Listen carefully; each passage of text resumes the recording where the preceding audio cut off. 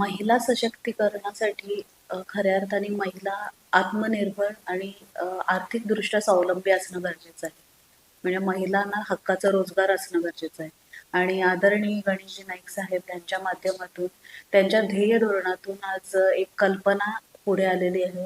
त्यांच्या मार्गदर्शनाखाली आपल्या परिवहन विभागाच्या माध्यमातून आपण 400हून अधिक महिलांना वाहन चालक ह्या पोस्टसाठी रुजू करण्याचा एक मानस ठेवलेला आहे.